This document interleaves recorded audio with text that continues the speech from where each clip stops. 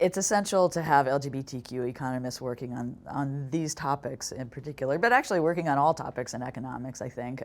We bring curiosity about these differences, and we bring some knowledge from our own lives, from the lives of people that we know, that are a good starting place for thinking about research questions that are important, that'll matter in people's lives, and for interpreting data.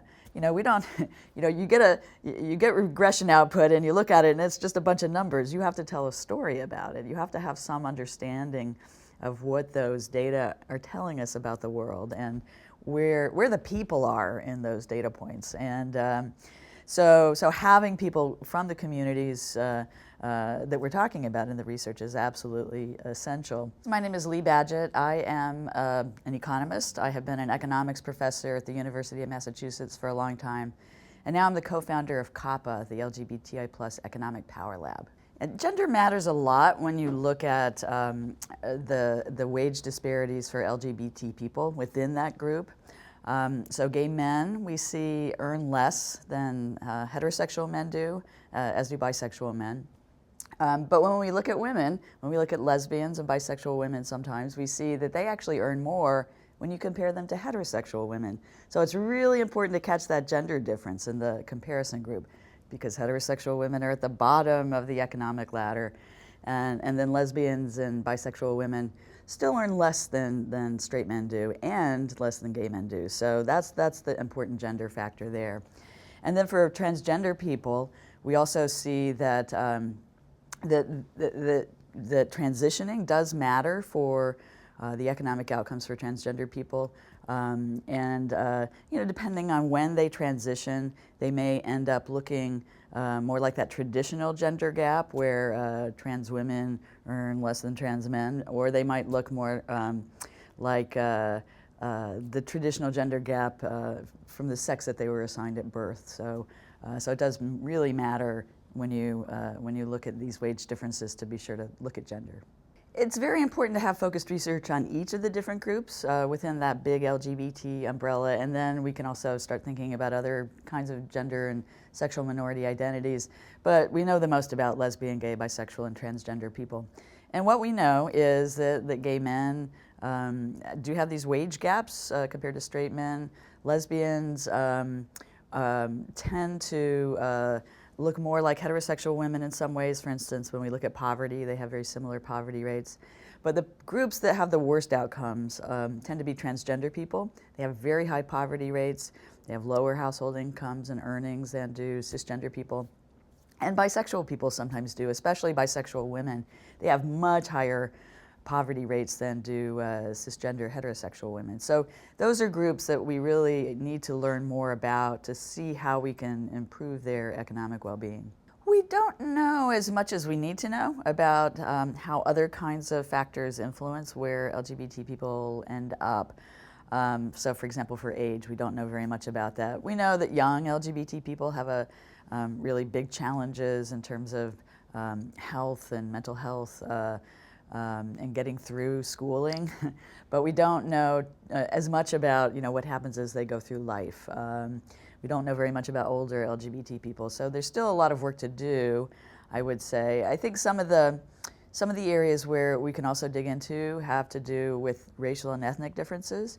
We have a few studies that show that there are some important ways that both sexual orientation and gender identity and race and ethnicity shape and gender shape people's outcomes.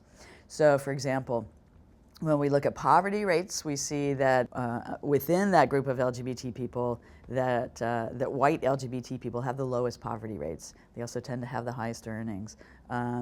But when we look at African American or Hispanic or Asian American poverty, they are at much greater risk than are the white LGBT people. So that's within the LGBT group. And then when you go and compare, say, African American LGBT people to cisgender heterosexual African American people, we see that actually the LGBT people are at greater risk. So no matter who you compare to, when you're looking at people of color who are LGBT, they appear to be in a more vulnerable economic position. We've worked a lot on trying to get more data on LGBT people. A lot of what we have, and a lot of the most useful data that we have, I think, comes from surveys primarily. So in the US, we've been working with all the statistical agencies to push them to include questions on sexual orientation, on gender identity, on those surveys, because that's the way that we can see these patterns of economic differences, of health differences, of education challenges that people face. In the US, we've had a lot of discussion about administrative data, and on the health side, that administrative data has been important to see the kinds of health challenges that LGBT people face. Other kinds of administrative data have not yet been as useful. If you think about, you fill out check a box on at your doctor's office when you go in to see them for care. Ultimately that might be available for certain kinds of research studies, but it's not necessarily going to tell you a whole lot about it will say a lot about health, not so much about education or income levels. So for really targeted purposes, administrative data can be useful. I'm a bigger fan of survey data just because I feel like it can give us a lot more access to what people's lives look like. There are a lot of parts of the world where there aren't a lot of data on LGBT people. The English-speaking countries have done pretty well. Early on, the US, the UK, Australia, Canada has been great. And other countries are slowly starting to add questions to surveys. We're seeing a lot of great new survey data come out of Latin America, where Mexico and Colombia and Ecuador and some other countries and Brazil are starting to add these kinds of questions to their surveys. So I'm looking forward to seeing more research about the lived experience of LGBTI people in those places. In other countries, other regions of the world, it's been harder, a little slower. But for example, in some South Asian countries, they now have a third gender category, which is going to capture at least some LGBT people, especially transgender people. So the big challenge is now to take what we've learned in different countries and convince statistics offices, national statistics offices in other countries, you can add these questions too. Let's see how LGBT people in your countries are doing. So that's really, in my view, kind of the cutting edge is trying to get more data on surveys everywhere, not just here in the U.S. Most of the surveys that we have and use for all these kinds of studies suggest that LGBT people, not so much transgender people, have higher levels of education than do heterosexual people. But when you look at data that follows younger people over a longer period of time, longitudinal data, we don't see that pattern. So it's a little confusing to know what all of that means. We see that in some of the studies with the data that don't show higher levels of education, we see evidence that LGBT people face challenges. They report discrimination or harassment, bullying that might hold them back and reduce their educational attainment. So it's hard to say. So I think to look at what's happening in schools, it makes more sense to look at people at a particular point in time because things have changed so much. The way LGBT people were treated in the schools when I was in school is very different from what it looks like now. So it's important to look at those kinds of questions from lots of different directions with survey data. It's essential to have LGBTQ economists working on these topics in particular, but actually working on all topics in economics, I think. For one thing, we bring curiosity about these differences, and we bring some knowledge from our own lives, from the lives of people that we know, that are a good starting place for thinking about research questions that are important, that'll matter in people's lives, and for interpreting data. We don't, you get regression output and you look at it and it's just a bunch of numbers. You have to tell a story about it. You have to have some understanding of what those data are telling us about the world and where the people are in those data points. And So having people from the communities that we're talking about in the research is absolutely essential. I think the work that we're doing is very exciting overall, and it speaks to looking for patterns of inequality for LGBTQ people, but also tells us a lot about gender in general and how gender and sexual orientation fit together in lots of interesting ways. So just for example, we've had some recent studies that suggest that it's not just your identity, your gender identity that matters, and it matters a lot for transgender people. It can reveal lower incomes and discrimination. But thinking about gender for everybody in sophisticated ways, I think, will help us understand why and how gender matters. So think about gender identity, how you present yourself, how you walk, how you talk, other kinds of characteristics that we don't think of as being gender necessarily. It turns out they are, like wearing seatbelts or getting in fights, that sort of thing. If you look at those kinds of gendered expressions, gender presentations, and you look at them for everybody, what you find is that, in at least a couple of studies, is that masculinity is very helpful for not just for men, cisgender men, but for trans men, trans women, and cisgender women as well. People do better when they are, more masculine in the workplace. They have these masculine characteristics in the workplace.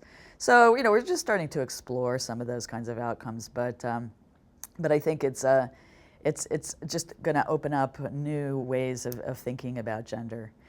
And I will say that there's some evidence from surveys that we're going through a bit of a gender revolution right now. If you look at the country as a whole, and you find that about 1.6% of people say they have a gender identity that's different from the sex they were assigned at birth. 1.6%. So that's a little bit of an uptick from some earlier studies. But when you dig into that data and look at the different age cohorts of people, something amazing emerges. Young people, like 18 to 29, the Gen Z folks, 5% of them, 1 in 20, say that their gender identity is different from the sex assigned at birth. So roughly half of them say they're non-binary, and the others would indicate that they're transgender and do have a gender identity in the binary, but it's not the one they were assigned at birth. So 1 in 20, that's a pretty big difference. In that same category of people, we see that 1 in 5 identify as LGBT in some way. So, these are just some hints that something big is happening now. And the only way, I think the best way to figure that out is to have a lot of LGBTQ economists who are involved in doing that research, as well as feminist economists and other kinds of economists. But there's a lot to dig into to try to understand, because right now there are students, they'll be the workforce, the consumers of the future, and we need to know more about them. So a lot of the policies that matter for LGBT people are policies actually that matter for everybody. So the minimum wage will matter a lot for the well-being of LGBTQ people because a lot of them end up in low-wage jobs. Non-discrimination policies, though, are the things that we think of most often. And those are absolutely essential for educating employers and their coworkers and opening up opportunities for people. And for when things go wrong and some kind of discrimination happens, they give people an opportunity to have some recourse. But those are not perfect policies. They require people to file a complaint themselves. They require some investigations that often have a hard time really turning up evidence of discrimination just because of the way they work. So in addition to having those kinds of policies to increase economic opportunities for LGBT people, I would like to see us start to think much more creatively and more broadly about how we can provide opportunities for people in the U.S., but really all over the world. What are the kinds of skills that LGBT people are being denied by facing challenges in their schooling early on? How might they benefit from having more assistance to, say, become entrepreneurs and to have access to credit? We have a little tiny bit of data that suggests that that is a problem for LGBT people in the U.S., and it's definitely a problem for people in other parts of the world. how can we think about skills trainings for new jobs that are coming along that will, be important for everybody, but that LGBT people might have a particularly hard time getting access to because of discrimination or because of, not being embedded in the same kinds of networks that other people are in. So I think starting with non-discrimination policies is a really important thing, but it is just a starting point, in my opinion.